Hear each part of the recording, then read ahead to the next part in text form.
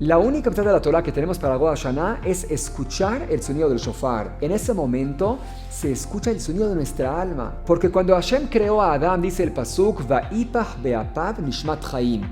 Dios insufló en él un aliento de vida. Y esa es nuestra neshama. Ese aliento de Hashem que está dentro de nosotros. Pero lastimosamente durante el año permitimos que el cuerpo gobierne y no escuchamos el sonido de nuestra alma.